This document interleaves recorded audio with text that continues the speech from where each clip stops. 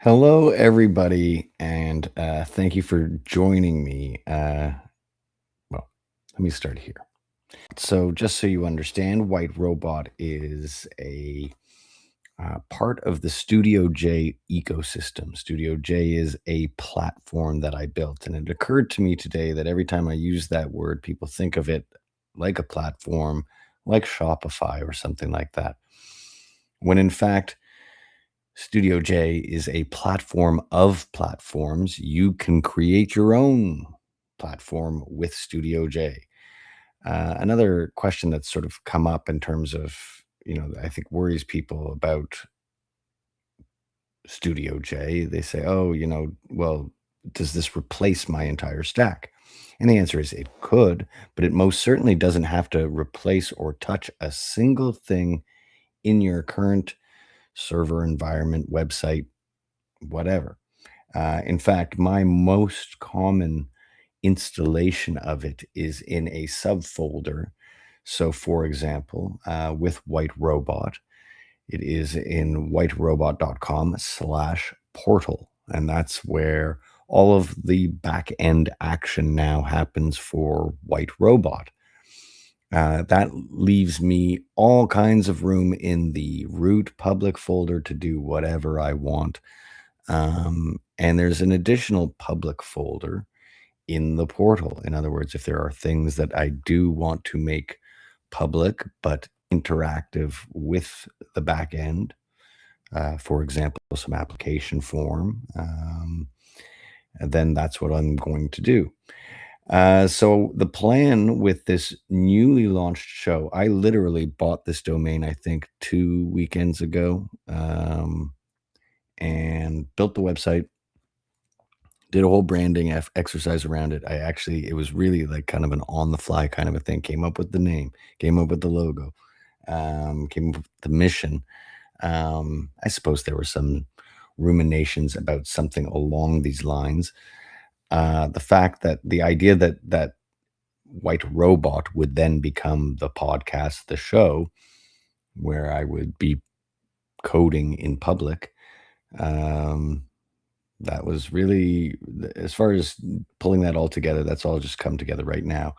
And it's occurred to me very recently through my recent appearances, being interviewed by Keith Keller uh, on the 3030 I'm going to mess up the name right now.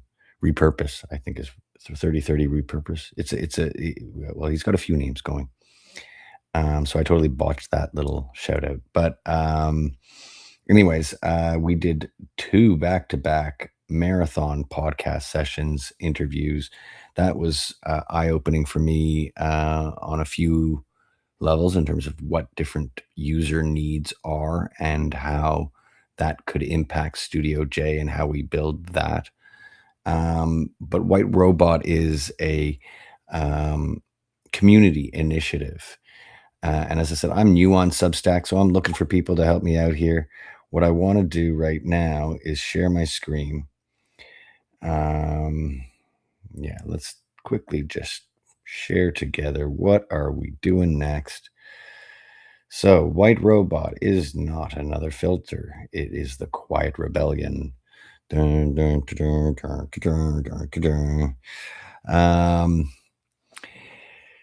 and I won't really go into that kind of little manifesto language, but schedule or content planner. That does seem to make sense if we're going to do a podcast show here, doesn't it? That's one of the first things that we build. Um, and then it makes sense that we go into an episode banner generator, right? Because I basically want to just very quickly and easily be able to say, oh, yeah, this is episode 001. Maybe this is the title, whatever. And you get a nice consistent banner.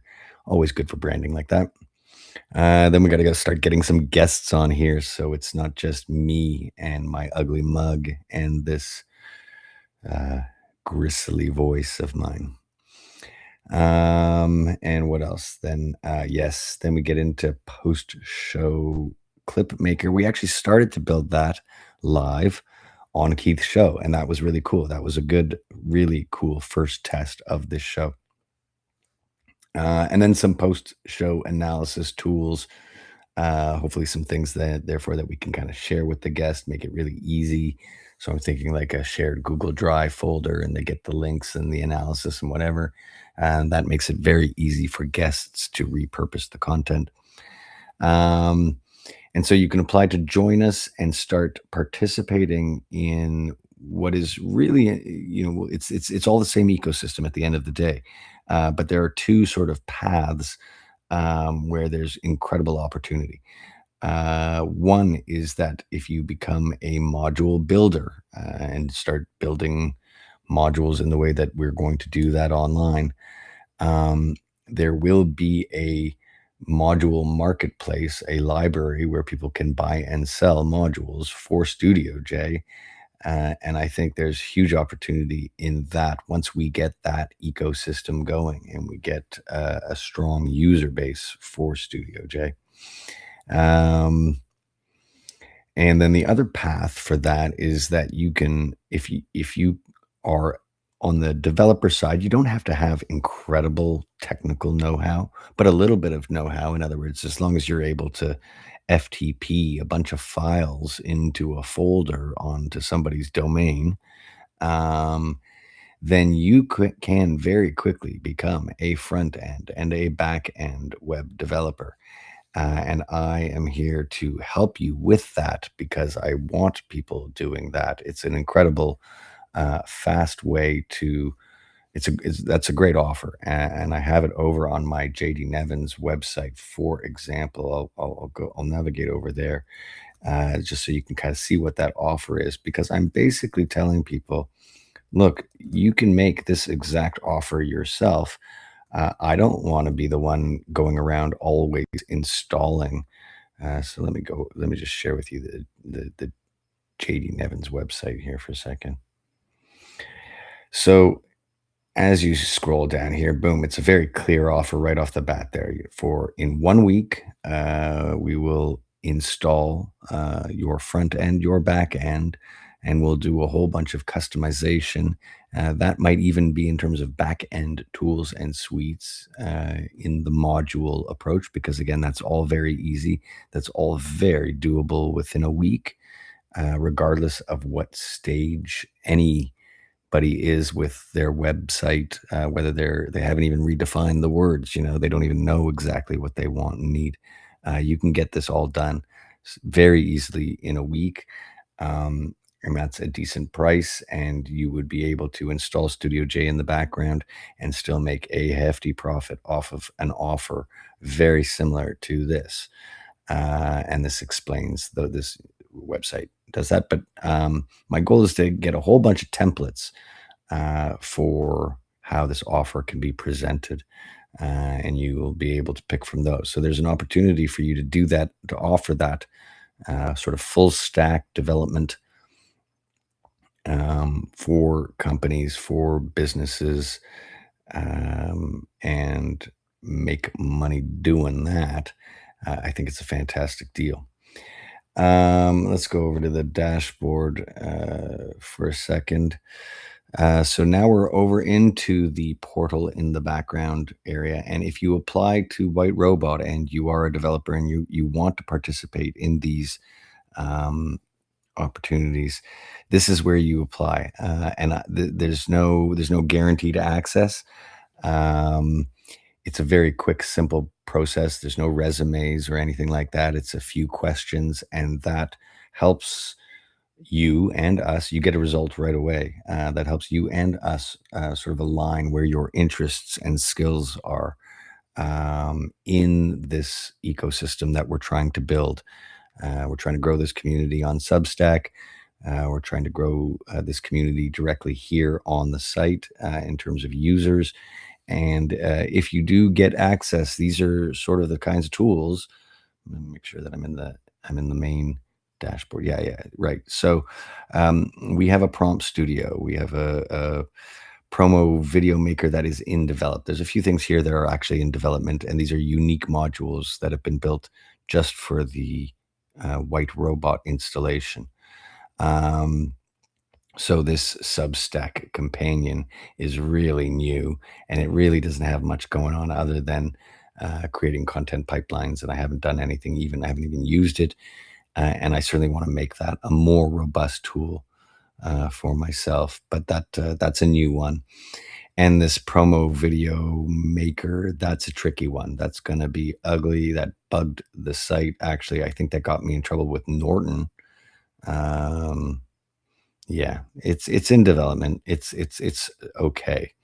Um, this virtual CMO tool is fantastic, and I really quite love the Banner Studio. Uh, you can create some really good promo banner type materials. Here's just a few. I've got this installed in every single installation that I do with Studio J because I like using it. Excuse me. And it's a great tool that will sort of repeatedly respect the brand of whatever website that you're using it in.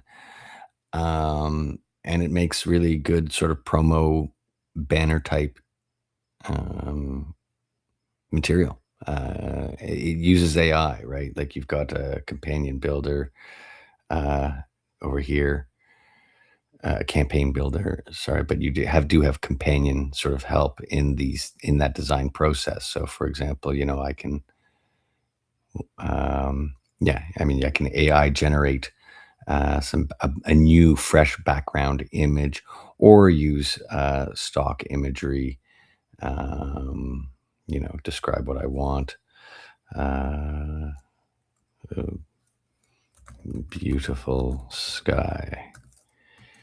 See what we get in terms of natural, yeah, and a whole bunch of stock photos can come up there. So that's a really cool tool that's in there for anybody who has access. The email studio isn't really so much for a members tool because that's internal communications, really. Uh, you will be able to create your own meetings page with the My Calendar. Um, I'm not really using. I use this on my Studio J site, but in fact, eventually, what I'll use is this page and this tool to book my guests, and that creates a cool little booking page. This is basically like my calendar, Calendly, whatever you want to call it. So anyways, that's a quick tour of the sort of back end. There's a lot more to Studio J because you can go over to the admin panel, and then here you've got a CFO, a CTO, traffic analyzer. I'm not really expecting much traffic here. I've created a unique module to intake these applications and assess those.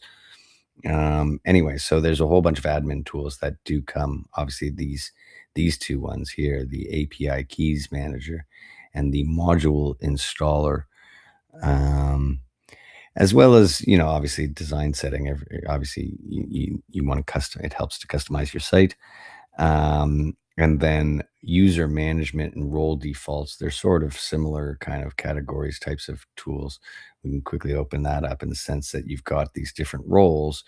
You say, okay, staff have access to these, right? And then I can go over here and say clients, and they'll have access to these ones, for example, right? And they'll say, oh well, is there anything that we do want to like? Sure, let's let people have that one. And Prompt Studio, they can have. And let's give everybody access to the CMO. I don't think we'll do more for that for now. Oh, well, we'll give them access to the Social Studio and the Sales Assistant.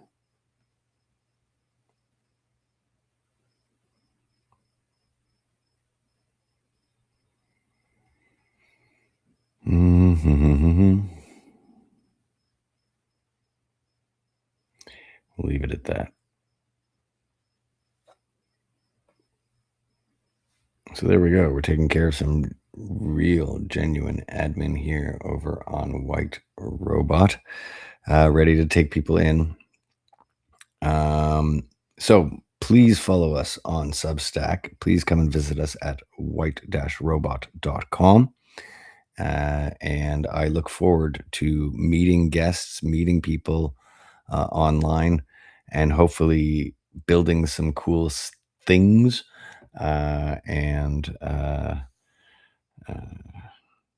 maybe fixing a few things. But, you know, hopefully we're just building, having fun, having a good laugh, having a chat. I hope you'll join us. I hope you'll follow.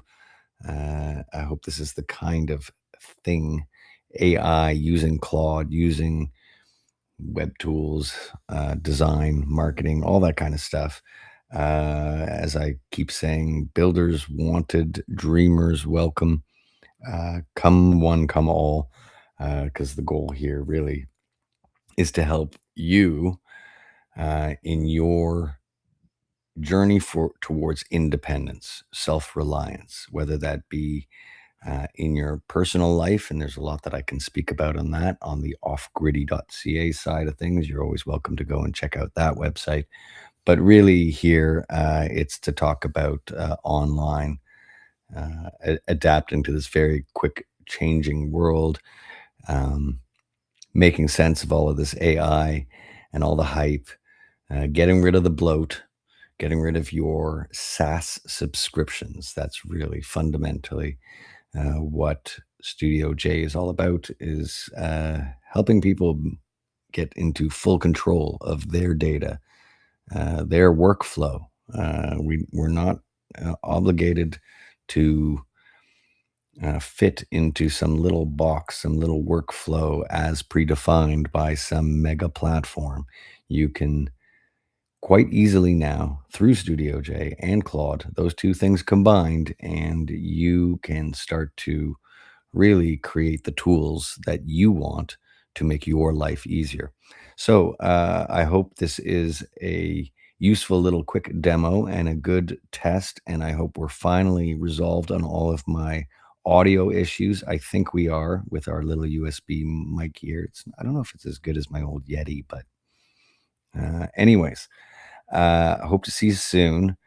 And I'll try and work on that background because really there's a lot of beautiful scenery out here, but it's early in the morning, insanely early in the morning, and I'm in the barn, and I do quite like working in here. It stays nice and cool, especially in the summer, and boy, has it been hot.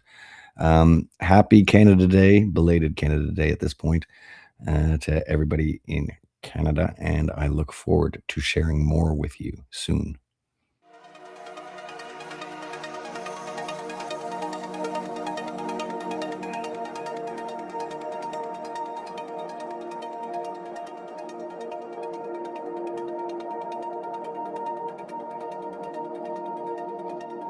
White Robot.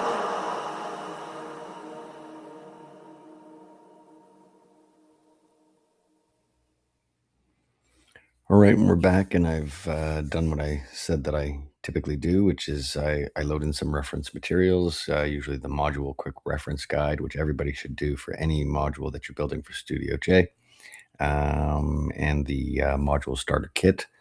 Those are just basically text files. And I uploaded the virtual CTO because I thought it had a good flow and sort of module design for this particular purpose. So let's give that a go and see if we can watch the clone process. And it's interesting because I don't often follow this process, but in doing this show, I'm now starting to do that. Um, I used to, I suppose, a little more, but so now it's analyzing the CTO module as its example. List update. Oh, it's got to extract it from the zip. I like giving it the zip file because basically it's showing it, look, this is exactly what you're going to give me in the end, which is one single zip file. It knows that the instructions and the guides and so on all make that clear. Plus, I'm working within my Studio J project folder. So that is loaded with a lot of context. Um, which reminds me, I think there's a way to make your own Claude interface, so that it would be basically like a public access Claude that essentially had the similar kind of access to the project knowledge in this folder. I wonder. I suppose I couldn't do it with the exact full folder itself because there might be um, information security details or something like that that we worked out that would be part of that project folder. Um, and I wonder if you made that whole project folder publicly accessible. I don't even know that you can do that. I don't know if it quite works that way, but you could certainly, I think, create a public, unique Claude prompt that is loaded with all the context. All right, so it's already on the API, which is cool. That's basically going to be the engine of the tool itself. So this is going to end up in the dashboard folder if you're talking about FTP, but we're not really worried about that for now. Later on, if we had to do any fine tuning, then we'd go into FTP and do that if there were any sort of manual changes that we wanted to do. But again, this is going to give us a zip file, and we're going to load that into the white robot installation of Studio J over in its module installer. I didn't specify which dashboard. I always forget to do that, which is funny. I built and designed Studio J. I should be the most familiar with standard prompting. And I didn't say, oh, I want this in the admin panel or I want this in the dashboard panel. Now, what's funny actually is that I forget all the time and pretty much never gets it wrong. And the reason why is because Claude contextually understands, yeah, this is an administrative function that one would not, that is about sort of control over the application or a business management type of control, not the type of control that you would give to your staff in general or to your clients, certainly. So it knows and it also kind of understands, oh, yeah, in the context of this, like each user might want to have their own instance of this, in which case it would most certainly put it on the universal general dashboard. It's really only in instances where it can deduce, oh, yeah, no, this is sort of a site wide implication. We only want to give these controls to the administrator. I'll put it on the admin dashboard. And it knows, it figures that out. So, quite likely, now this is actually an interesting, it's funny that I should bring that up because this is an interesting context, right? I mean, um, I'm not really in this particular case for White Robot.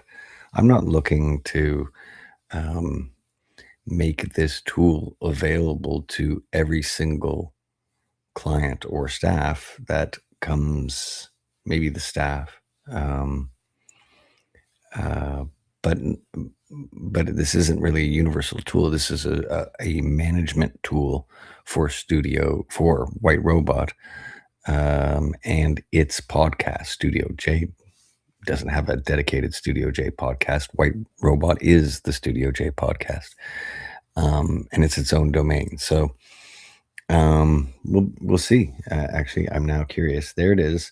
We've got our zip file. So let's have a look at that.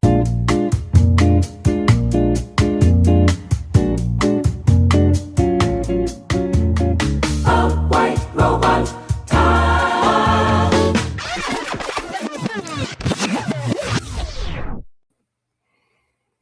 Okay, so you can see I've switched over here to the White Robot portal back end, and I've opened up in the admin panel up here at the top right. That's one access to that. So I've got the module installer opened, and you can see that I've preloaded in the show scheduler zip, 0.01. Usually these tools are pretty light. That's really, really light. Now, maybe it's simple. Calendaring tools are kind of ubiquitous, aren't they? But it's funny how often you have a very sort of specific user need. In this case, this is for scheduling podcasts, right? So let's see what happens here. It certainly accepts it, as it often does. And we're going to go over, I said it was going to be on the universal dashboard, I thought. Show scheduler, yes, it is. And there's the calendar. So we have something there. Okay, so a new episode. Well, that's today. Working title, White Robot. Oops, I already misspelled my own title. White Robot episode 001. Ensure status.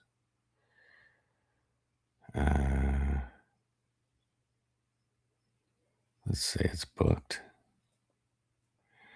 Discussion, guest name. None. It's just me today for our very first episode. Guest contact. Okay. That's kind of cool. Channels. We're going to go for LinkedIn. We're going to try YouTube. I don't think we can get on Substack yet. Our first episode. Yay. This is how programmers entertain themselves, by testing fields with nonsense. Eventually we just get into like jab. But we're displaying things. So there it is, and it shows up on my screen there, and I can click OK. So that's all good. As far as I'm concerned, this is a quick win. The tool works. I don't really see much that I would do to enhance it necessarily. Let's go back into that tool and see what else we can. From the rest of the show, Ops Suite banner. Okay. So it's actually, that's interesting that down you see at the bottom there, it's basically preempting. And that's why I think that prompt was so useful, was that it kind of built this tool, preempting it with the foresight that, hey, we're going to build some other tools, and there are going to be some assets that you might want associated with this tool. And the fact that it did that, and again, I didn't talk about the architecture with it. I talked about objectives, and we ended up with something that looks like it's already pre-built for future modules. That just goes to show you, again, like how powerful I think this platform is for developing your own workflows and tools, because that was fantastic, actually. Like I said, that in this particular case, that it turned out even better than I was expecting, in that it's anticipating our next episodes. That would be really cool if by like episode 3 we're building the third tool, and we go back into this tool and it's actually kind of really quickly picking it up. I wouldn't be surprised if we have to update it, but we'll see. So I think as far as the module building portion of this, I'm going to call that a wraps and a success. And hope you all enjoyed that, and I'm happy to answer any questions.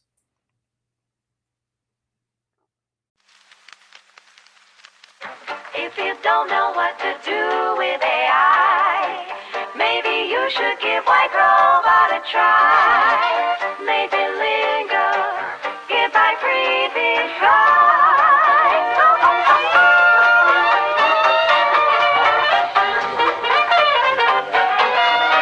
Thanks for listening. Don't forget to give us a like and follow now, you hear?